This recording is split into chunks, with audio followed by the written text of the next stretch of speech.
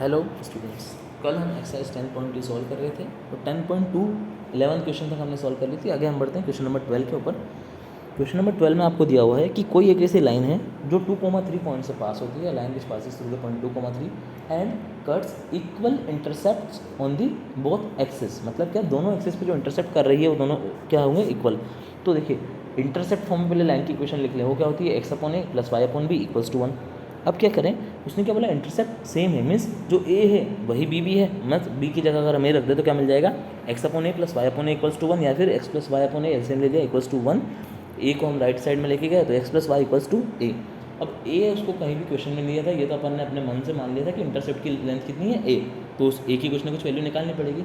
कैसे निकालेंगे, उसने बोला कि पॉइंट 2,3 जो उस लाइन के ऊपर ही लाई करता है। अगर वो पॉइंट उस लाइन के ऊपर लाई करता है तो उसकी इक्वेशन को सेटिस्फाई करना चाहिए। That means x plus y equals to a को सेटिस्फाई करना चाहिए। तो 2 + 3 इक्वल्स टू कितना होना चाहिए, ए की वैल्यू आगे 5। तो यहाँ से लाइन की इक्वेशन क्या मिल गई, x plus y equals to 5। Next बात करते हैं क्वेश्चन नंबर 13 की। ये थोड़ा सा पिछले वाले से अच्छा क्वेश्चन है, ठीक है। यहाँ पर क्या दिया हुआ है कि दोनों इस बार जो इंटरसेप्ट कट कर रहा है, क्वेश्चन लगभग वो ये कि एक पॉइंट दिया 2,2 जिससे पास हो रहा है। अब जो इंटरसेप्ट वो कट कर रहा है, क्या जो इंटरसेप्ट वो कट कर रहा है उसकी लेंथ इस बार सेम नहीं है, बस उन दोनों इंटरसेप्ट का सम कितना है, 9 के बराबर। तो ए प्लस बी इक्वल्स टू 9। अगर मैं ए और बी को इंटरसेप्ट मानूँ तो बी कितना हो जाएगा, यहाँ से 9 माइनस ए। इंटरसेप्ट फॉर्म में आपको इक्वेशन पता ही है, x upon a plus y upon b equals to 1। यहाँ पर बी को क्या पुट कर दीजिए, 9 माइनस ए। तो x upon a plus 9 y upon 9 minus a equals to 1। यहाँ पर अगर आप पॉइंट 2,2 को पुट कर दें, क्यों, क्योंकि वो उस लाइन के ऊपर लाई करता है तो उसकी इक्वेशन को सेटिस्फाई करना चाहिए। तो आपको क्या मिलेगा, 2 और फिर एलसीएम लेके सॉल्व करेंगे तो आपको इक्वेशन मिलेगी 18 should be equals to a into 9 minus a. Quadratic बन गई a² minus 9a plus 18 equals to 0। इस क्वाड्रेटिक को सॉल्व कीजिए, सॉल्यूशन मैंने लिखा है तो आपको आंसर आ जाएगी। दो वैल्यू मिलेगी, एक मिलेगी 6 और एक वैल्यू मिलेगी 3। तो जब देखो, अब ए की वैल्यू जब 6 होगी तो बी की वैल्यू क्या होगी, 9 माइनस 6 मतलब 3। ये लिख रखा है हमने, जो रिलेशन उसने दिया था वो। ऐसे ही जब ए की वैल्यू 3 होगी तो बी की वैल्यू क्या हो जाएगी, 6। तो दो लाइन की इक्वेशन बन सकती है। ये तो क्या, x upon 6 plus y upon 3 equals to 1, या फिर x upon 3 plus y upon 6 equals to 1। ये दो इक्वेशन हमने बना ली। क्वेश्चन नंबर 12 कर लिया हमने, 13 कर लिया। बढ़ते हैं क्वेश्चन नंबर 14 की तरफ। 14 क्वेश्चन में एक पार्ट इतना अच्छा नहीं है, दूसरा पार्ट जो है वो थोड़ा सा अच्छा पार्ट है। सेम टू सेम 15 में भी है, सही है। पहले क्या दिया हुआ है आपको, 14 क्वेश्चन में एक लाइन है जो कि 0,2 से पास होती है और 2π/3 का एंगल बनाती है विद दी एक्स एक्सिस। 2π/3 का बनाती है, दैट मीन्स 120 डिग्री का बनाती है, ठीक है। अब अगर 120 डिग्री का एंगल बना रही है तो इसका स्लोप कितना हो जाएगा, 10 120 डिग्री। तो 10 120 डिग्री की वैल्यू कितनी हो जाएगी, -√3। इसका मतलब इसका स्लोप आ गया आपके पास -√3। पॉइंट आपको पहले से पता था 0,2। तो इस लाइन की इक्वेशन आप डायरेक्ट क्या निकालेंगे, y - 2 equals to -√3 into x - 0, that means √3x plus y - 2 equals to 0। Next हम बात करते हैं, उसमें क्या दिया हुआ नेक्स्ट क्वेश्चन की, एक ऐसी पैरेलल लाइन है इसके जो वाई एक्सिस को कहाँ कट करती है, 2 units below the y axis, below the origin. तो ओरिजिन से 2 यूनिट्स नीचे, मतलब वो पॉइंट क्या हो जाएगा, 0,-2। तो जो यहाँ पर आपने पॉइंट अभी 0,2 लिया था उसकी जगह क्या लीजिएगा, 0,-2। और क्योंकि ये दोनों लाइन्स क्या है, पैरेलल लाइन से, इसका मतलब दोनों का स्लोप सेम होगा। तो एम की वैल्यू -√3 रख के और इसी इक्वेशन में वापस पुट करेंगे तो आपको आंसर मिल जाएगा। क्वेश्चन नंबर 15 की तरफ बढ़ते हैं। क्या बोलता है 15 क्वेश्चन आपको, एक लाइन है ना, एक लाइन है, उस पर अगर मैं ओरिजिन से परपेंडिकुलर ड्रॉ करूँ, ओरिजिन से मैंने परपेंडिकुलर अगर ड्रॉ करूँ तो वो कट करेगा उस लाइन को एक पॉइंट पे, जो पॉइंट क्या होगा, -2,9। ये पॉइंट मैंने एग्जैक्ट नहीं बनाया है ना, वैसे वो नीचे कट करेगा, पर अभी आपको सिर्फ दिखाने के लिए मैंने बता दिया था कहाँ कट कर रहा है, -2,9 के ऊपर। तो देखिए, वो जो परपेंडिकुलर वाली लाइन है उसके स्लोप को अगर मैं m1 बोलूँ तो वो कितना हो जाएगा, y2 - y1 x2 - x1 से अगर आप कैलकुलेट करें, दो पॉइंट है आपके पास 0,0 एंड -2,9, कैलकुलेट करोगे तो कितना मिलेगा, 9 - 0 डिवाइडेड बाय -2 - 0, दैट मीन्स -9/2। अब वो जो दूसरी लाइन है ना, जिसकी इक्वेशन आपको निकालनी है, वो लाइन और ये लाइन दोनों परपेंडिकुलर, और परपेंडिकुलर लाइंस का स्लोप का प्रोडक्ट क्या होता है, -1 के बराबर। वही मैंने यहाँ पे कर दिया कि अगर सेकंड लाइन का स्लोप जो आपको निकालनी है इक्वेशन उसका m2 हो तो m1 × m2 कितना होना चाहिए, -1, that means m2 should be equals to 2/9। अब देखो, इसका एक स्लोप मिल गया 2/9।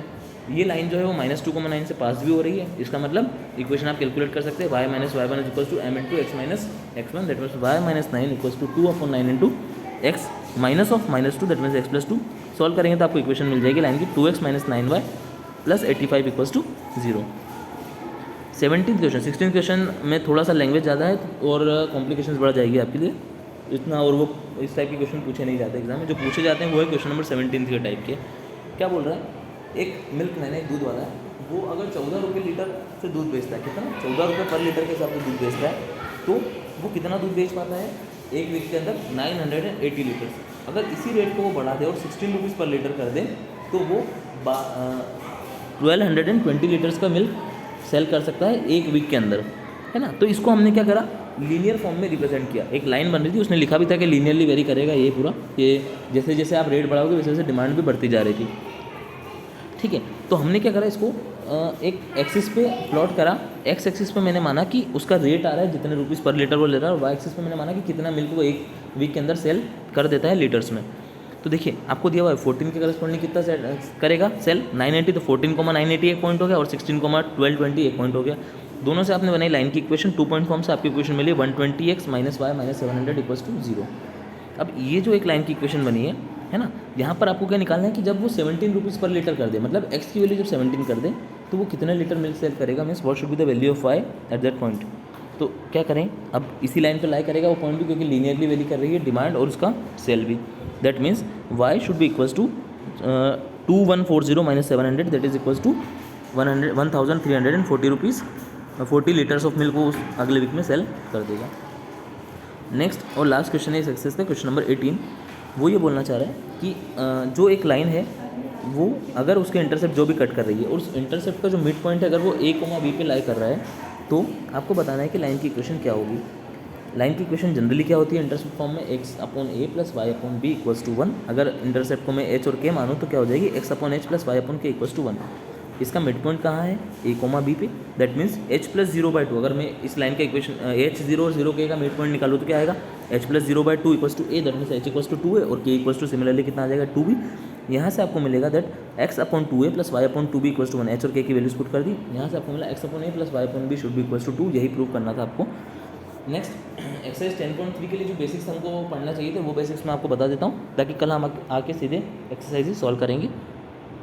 सबसे पहली चीज़ होती है कि जनरल इक्वेशन ऑफ लाइन क्या होती है। तो लाइन की जनरल इक्वेशन जो अभी तक हम निकालते आ रहे थे उसी टाइप की इक्वेशन को जनरल इक्वेशन बोला जाता है। वो होती है कुछ capital A into x plus capital B into y plus C equals to 0। मीन्स एक्स का कुछ कोएफिशिएंट हो, वाई का कुछ कोएफिशिएंट हो, और साथ में कांस्टेंट टर्म हो, सबका क्या हो जाए सम 0। ठीक है, हमने देखो स्लोप पॉइंट फॉर्म में एक स्लोप और एक पॉइंट दिया होता है, उस इक्वेशन को क्या लिखा था, y is equals to mx plus c लिखा था, है ना। अब देखो क्या करो, जो आपकी जनरल इक्वेशन है ना उसको इस फॉर्म में कन्वर्ट करेंगे अगर हम, तो क्या मिल जाएगा, y is equals to minus a upon b into x minus c upon b. क्या करा हमने, सिर्फ उस इक्वेशन को राइट साइड में लेके चले गए, y के अलावा सारी टर्म्स को राइट साइड में लेके चले गए। यहाँ से आपको क्या मिला, slope should be equals to minus a upon b and that constant term c should be equals to minus c upon b. c कौन सा है यहाँ पर, कैपिटल स्मॉल वाला है ना, इक्वल में। इंटरसेप्ट फॉर्म में आपने इक्वेशन क्या देखी थी, x upon a plus y upon b equals to 1। अब आपकी इक्वेशन में क्या आ रहा है, ax plus B y equals to minus c. तो क्या करना पड़ेगा, आपको इक्वल टू में 1 बनाना है, तो माइनस सी से डिवाइड कर दो पूरी इक्वेशन को, तो आपको मिला x upon minus c upon a plus y upon minus c upon b equals to 1। यहाँ से आपको a कितना मिला, माइनस सी अपॉन ए, और b क्या मिला, माइनस सी अपॉन बी। ये क्या है, दोनों एक्सिस के ऊपर इंटरसेप्ट है। नॉर्मल फॉर्म में हमने इक्वेशन देखी थी x upon x into cos alpha plus y sine alpha equals to p, जहाँ पे p क्या होता था, perpendicular distance from the origin, और अल्फा वो एंगल होता था जो वो परपेंडिकुलर लाइन ड्रॉ करी है आपने ओरिजिन से, वो x एक्सिस से कितना एंगल बना रही है। तो इसके डायरेक्ट फॉर्मूले में आपको बता देता हूँ कि परपेंडिकुलर p जो होगा वो किसके इक्वल होगा, plus minus c upon under root a square plus B square. Cos alpha क्या होगा, plus minus a upon under root a square plus B square, और साइन अल्फा क्या होगा, plus minus b upon under root of A square plus B square.